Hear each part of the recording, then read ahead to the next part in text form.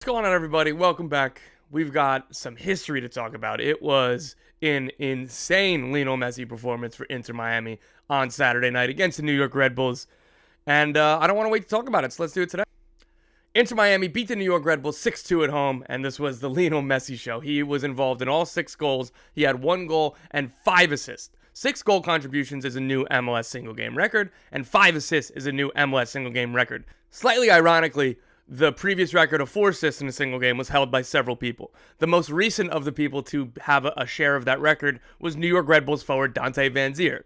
Van Zier had 4 assists against Miami a couple months ago when they played the Red Bulls. There was no Messi on that day.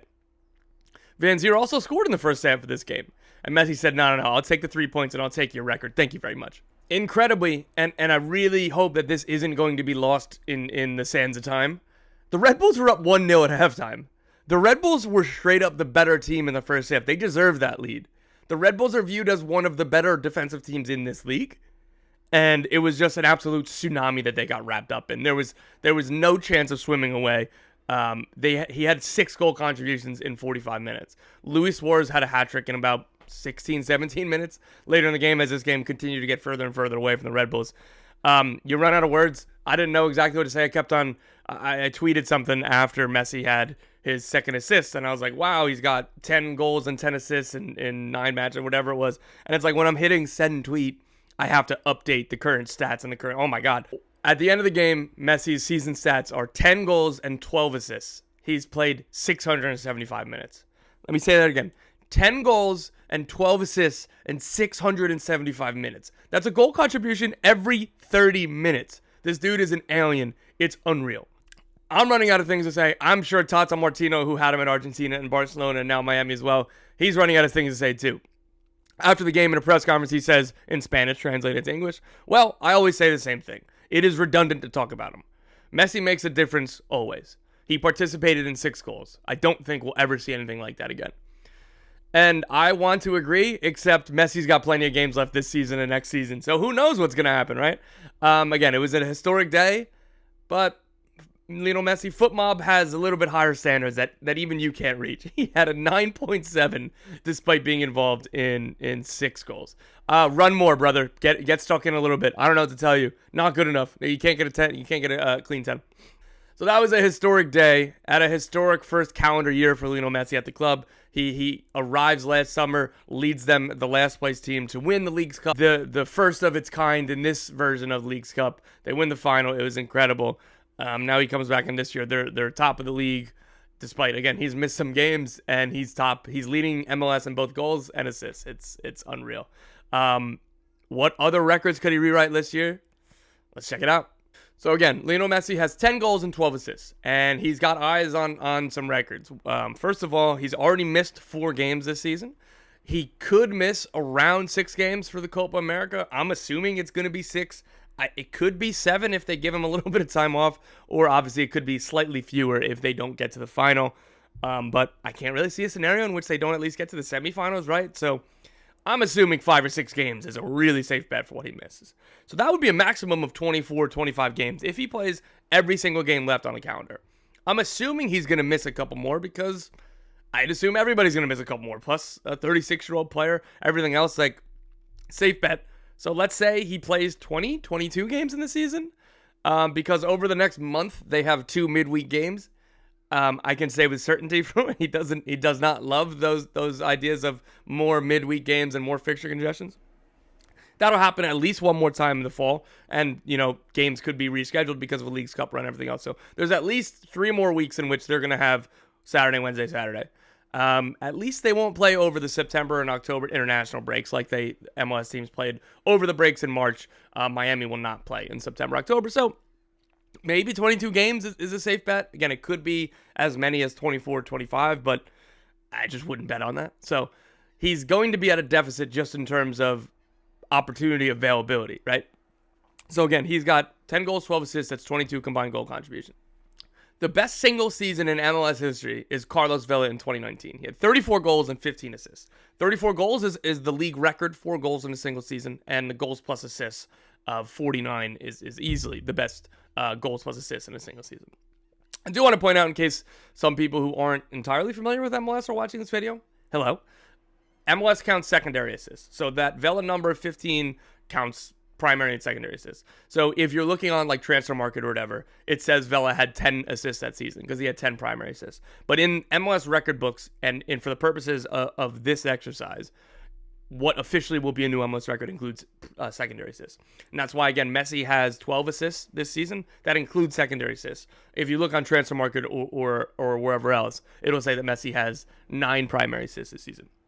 Again, that was probably a little bit confusing to even, just saying all these numbers back and forth. But so if you see a discrepancy, that's why. But again, for the purpose of this video, for the purpose of talking about it in MLS parlance, it's primary plus secondary assists. So Lionel Messi with 10 goals, 12 assists. So he's already up at 22 goal contributions. He is chasing 49 of the 34 plus 15.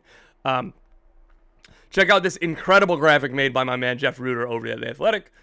This is kind of tracking the pace of where Vela was at every stage of his record-breaking season and where Messi is now. Vela played more minutes, more games than that season than Messi will this season. But as you can see, like this graphic is going by game week and not minutes played, or Messi's would be skyrocketed by. Again, like look at just from match weeks, 3 until 7 or whatever, like when he missed a few games and just goes sideways and then whoop, right up. So he's pacing ahead of Carlos Vela right now. But again, I keep on saying it, he's going to miss more games. So there's going to be more of valleys and the peaks. So it's going to be pretty volatile, which is going to make it a lot of fun, particularly as he's chasing this and with some urgency. I can't wait to see how it goes down towards the season. He's got, if you had to ask me right now, yes or no, is he going to break this record of 49 goals plus assists? I think I'm saying yes. And after this record got set by Vela in 19, I was like, mathematically, I just don't see this really ever happening again. The confluence of how great Vela was that year, how incredible the team was around him. LAFC, they won the Supporters Shield. Just one of the best attacking teams I've ever seen. Again, Vela, I didn't think, again, mathematically or just eye test of like, this is the best single season I've ever seen in MLS history. I thought those were going to be pretty unassailable for a while. And then here Lionel Messi is. So I would say I think that's going to happen if you had to make me guess right now, because, you've learned over a couple decades to generally not bet against Lionel Messi, and particularly in MLS. I just don't really bet against Lionel Messi over this calendar year. So that's the record I think that he's most likely to get out of these kind of 3 big ones. So again, as I said, Vela is the holder of MLS record for most goals in a single season. And that was in 2019 with 34. I can't imagine that Messi will even really sniff this, just again because of the lack of games he's going to get. He's got 10 goals in 8 games so far. If he scores 20 goals in 22 games or whatever it ends up being, that would be a great season. Like that is a phenomenal goal record. If he scores 25 in, again, 22 or 24 games, that is insanity. That is purely incredible. And 25 goals would just be 10th most in MLS history. So, like, I just don't think that there's going to be enough minutes for him here. Like, if he didn't have the Copa America this summer and could play through the summer, you could probably talk me into it, and I at least wouldn't rule it out. But at this stage, I just don't see how it's, again, just physiologically possible that he'll have enough minutes and opportunities to even really get close to Vela's 34 goals. But again, if he gets to 25 goals, I think that's a phenomenal season in and of itself. But that'll really set him up perfectly to go after Carlos Vela's single season record of goals plus assists. Going down to assists, though, again, he's already got 12, so he's almost halfway there. The single season record for most assists is Carlos Valderrama, set back in 2000, which makes it even more impressive, I think. He had 26 assists. Second place is tied with Maxi Morales and my guy Sasha Kljestan with 20. Feel really safe that he's going to get to 20, right? So I think that this is another one that Messi could knock down, and when you have an attack with Luis Suarez and Jordi Alba coming up on the wing, and Mati Rojas, who debuted over the last couple weeks, and he really made his impact known this week, came off the bench, scored a couple goals. He looks really, really good. This team is going to score a ton of goals. Messi has plenty of people to pass to and plenty of people to play with. So I think this assist one has a real chance of getting knocked down. But again, even if it doesn't, I'd still favor him to break the single season goals plus assist record, because again, 25 goals and 25 assists does it. And even if 25 assists won't quite get him Valderrama, that's just the nature of how he plays and how magical it is and incredible. So as long as the really high quality players around him are still finishing goals, which I'm betting that they're going to be, I think that Messi has a real chance here at this assist record too. Will it all result in trophies? Look, I feel really dumb that I didn't think that Miami had much of a chance to be in the Supporters Shield race, let alone win it, because I thought that if Messi played 22 or 24 games, that probably wouldn't be enough for them to be consistent enough. I thought Suarez wouldn't play enough, right? I thought there could be injuries. There's a lot of defensive questions. Guess what? None of it matters when Messi's getting a goal contribution every 30 minutes. So, look, it'll still be difficult for them. They're in by no means like the clubhouse favorite for me. Like, they're the favorites, but it's not like an overwhelming. Like, it was within a month of this time last year. It's like Cincinnati had already grown to like a 9 or 10 point lead atop the Supporters Shield standings. For me, it's not that. And I don't think it's going to be that because, again, like, I just don't know how they could keep this up at this rate, the scoring rate. And again, missing Messi for most of the summer with the Copa America, missing Diego Gomez an injury right now, then they'll miss him either at the Copa America or the Olympics. So even outside of Messi, they're going to be missing key players. I will say, though, there are a lot of flaws you can poke at the other teams in the Supporters Shield race. Salt Lake and FC Cincinnati are tied in second with 21 points. They're 3 points behind, but they both have game in hand. I think these are the two most likely to really challenge Miami in this race. I think Real Salt Lake are very good. I don't think they're as good as Cincy, but the West is weaker than the East. So Real Salt Lake, as long as they continue to pick up points, and they've dropped a couple key opportunities. They had Columbus at home when they sat 10 of their starters and between or after a CONCACAF Champions Cup game, and they completely battered them. Couldn't get a goal. They ended up drawing that game. That's 2 points in the Shield race that you need, particularly when Miami are doing what Miami doing. Again, I think Cincy is generally the better team, but the East is the better conference, and SC Cincinnati have some issues in attack. Look, Lucho Costa is incredible, but DP center forward Andrew Penza has not been good this season, has been a bit of a headache, to say the least, over the last kind of year since he joined. And now Aaron Bupenza is out for 2 months with a broken jaw that happened in an altercation. The Athletic, myself, we reported after obtaining the police report that the alleged assailant is a local boxer, which, tough. Probably not going to win that fight, right? So Bupenza's out for 2 months. Who knows what he looks like if he gets back or if he's played his last game for the club.